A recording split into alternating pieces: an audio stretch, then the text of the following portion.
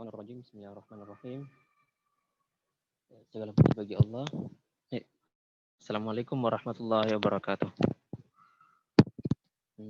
Segala puji bagi Allah yang masih memberikan kita nikmat berupa kesempatan, kesehatan, kesadaran, dan akal pikiran yang sehat, sehingga pada kesempatan kali ini kita masih sempat bertemu di pertemuan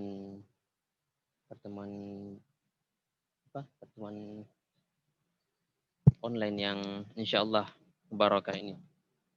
Nah, salawat serta salam semoga tetap tercurahkan kepada junjungan Nabi besar Muhammad Shallallahu Alaihi Wasallam, karena berkat perjuangan beliau lah sehingga Islam bisa sampai kepada kita. Nah, pada kesempatan kali ini saya akan coba membawakan tema pembahasan tentang judul jangan dulu slide-nya ya, tentang agama dan rasionalitas. Nah, kenapa sih kita harus rasional dalam beragama? Pertama, manusia itu terobsesi dengan kebenaran. Manusia itu terobsesi dengan kebenaran meskipun tidak ada buktinya. Itu cara pikiran manusia bekerja. Pikiran itu tidak mengkonfirmasi kebenaran, tapi dia mengafirmasi apa yang diyakini. Jadi apa yang sudah diketahui, oleh manusia, dia mencari cara bagaimana caranya supaya ini benar. Jadi bukan kebenaran yang dicari, tapi bagaimana caranya supaya apa yang saya yakini ini benar.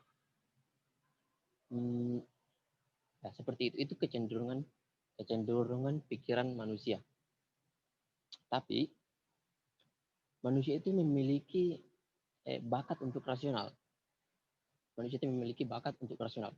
Di dalam Al-Quran dikatakan dalam surah Al-A'raf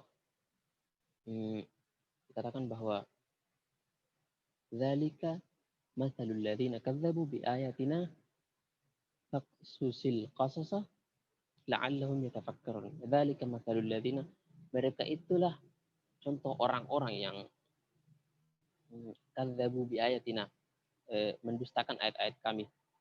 Maka ceritakanlah kepada mereka kisah-kisah itu, semoga mereka berpikir. Jadi kita diajak untuk berpikir. Jadi di dalam Al-Quran sendiri itu banyak ayat-ayat yang menjelaskan tentang kita harus menjadi rasional. Tidak cukup doktrin. Doktrin itu harus berbarengan dengan rasionalitas. Nah, saya katakan tadi bahwa manusia itu punya bakat untuk rasional. Berbeda dengan hewan. Hewan itu hanya mengandalkan insting. Nah, sedangkan manusia itu punya bakat untuk rasional. Jadi bakat itu kalau tidak dikembangkan, maka dia tidak ada gunanya. Sama kayak misalnya orang yang tidak punya bakat di dalam bidang musik, terus dikasih alat musik, maka kalau dia tidak punya bakat, maka tidak akan pernah bisa bermain musik. Tidak akan pernah. Nah, begitupun ketika manusia punya bakat tapi tidak pernah bertemu dengan alat musik, sama aja kayak gitu. Nah, itu ya, manusia punya bakat untuk rasional. Namun di sisi lain manusia juga punya bakat untuk tidak rasional. Kita bisa lihat pada keseharian kita. Keseharian kita penuh dengan hal-hal yang tidak rasional. Kita lihat saja di sosial media, dari pagi sampai pagi lagi itu kita diperlihatkan sesuatu yang tidak rasional, dan kita nyaman dengan itu. Nah, itulah bahaya ketika kita terbiasa itu, maka kita akan terbiasa dengan itu. kita terbiasa untuk tidak rasional. Nah, silakan di slide apa itu? Jumud ya, jumud. Ya. Nah, kita lihat pada zaman dahulu orang-orang itu kalau bertanya itu langsung ke dukun atau kepala suku. Ya, orang-orang yang dituakan lah, orang-orang yang dianggap lebih mengetahui. Nah, itu orang dulu kan masih belum terlalu, ya manusia itu pada awalnya tidak logis. Nah, tapi bisa dikembangkan logisnya itu. Tapi pada waktu zaman dulu itu orang-orang tidak logis. Jadi orang-orang bertanya pada dukun, kepala suku atau ulama dalam tanda kutip, di mana orang-orang ini biasanya paling anti mengatakan saya tidak tahu. Pokoknya apapun yang ditanya pasti ada jawabannya. Dan itu bukan soal benar dan salah. Yang jelas ada jawabannya. Yang jelas orangnya sudah ya, orang percaya saja begitu kan. Orang tidak terlalu pokoknya percaya aja. Soalnya kepala suku dukun kan gitu. Nah, itu ketertinggalan. Itu salah satu bentuk jumud. Kemudian kalau kita melihat orang-orang Islam hari ini, apapun masalahnya, misalnya terjadi bencana, terjadi banjir, maka yang langsung disalahkan adalah ini karena kita berbuat dosa, ini karena kita berbuat kemaksiatan. Nah, padahal bukan itu mungkin saja kan bisa karena kita buang sampah sembarangan. Nah, itu salah satu bentuk kejumudan.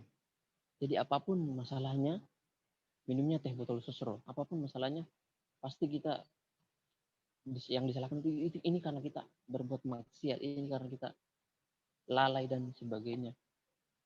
Nah, contoh lain misalnya seandainya AIDS itu tidak ditemukan di Amerika, misalnya AIDS itu ditemukan di Indonesia, maka orang-orang akan bilang ini pasti santet.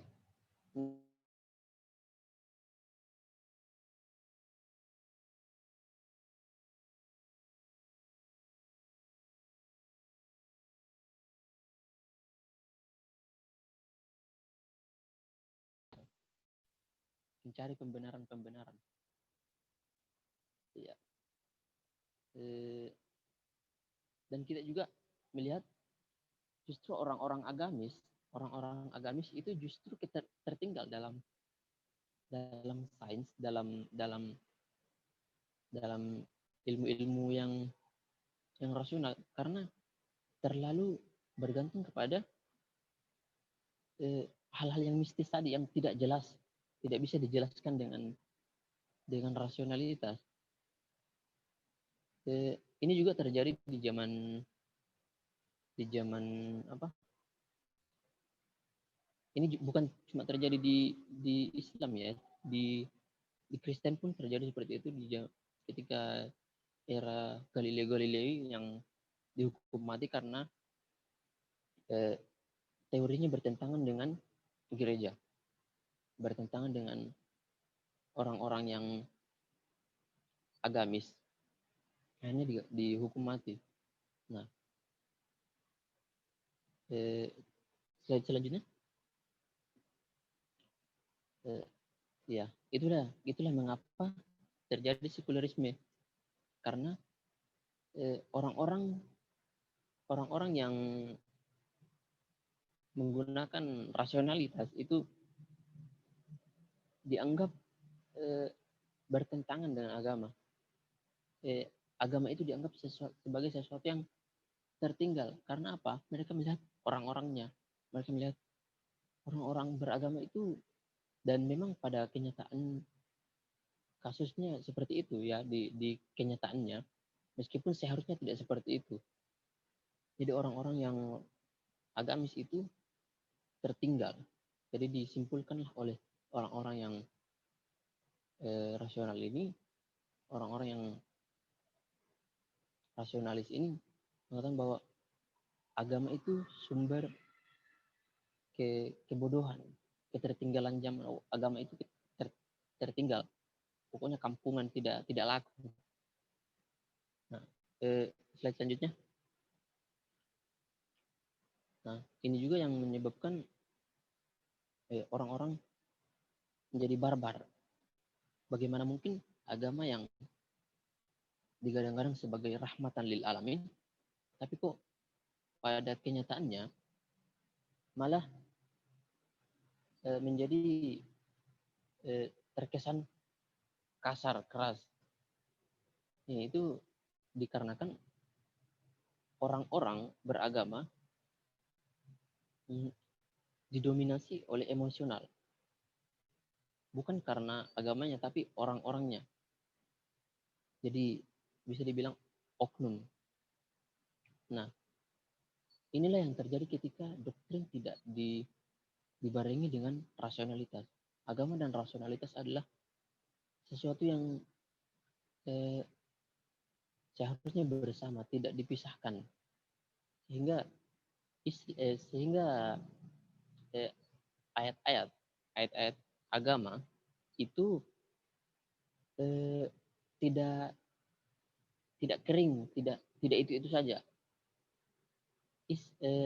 Ayat-ayat Islam itu Al-Quran bisa menjadi relevan sepanjang zaman karena bersama dengan rasionalitas. Bayangkan ketika agama hanya dikonsumsi, ketika Al-Quran hanya diterjemahkan secara kaku, maka ya akan begitu-begitu saja, tidak ada perkembangan. Nah,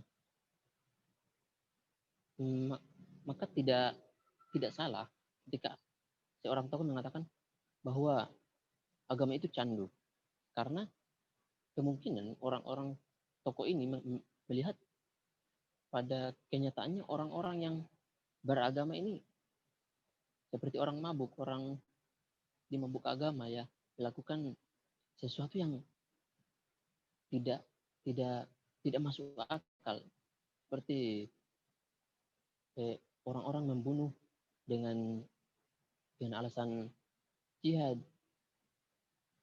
Iya, bagaimana mungkin seorang kasus sebelumnya di Indonesia beberapa tahun yang lalu, bagaimana mungkin seorang ibu mengajak anaknya membunuh diri? Itu kalau bukan mereka merasa benar. Nah, itulah yang dimaksud dengan mabuk agama. Jadi sesuatu yang tidak masuk akal, kok bisa-bisanya orang tua mengajak anaknya bunuh diri. Nah, itu yang dimaksud dengan mabuk agama, seperti itu. Ya. Jadi itu tadi itulah yang bisa saya sampaikan tentang dampak ketika agama dan rasionalitas itu dipisah. Oke ya.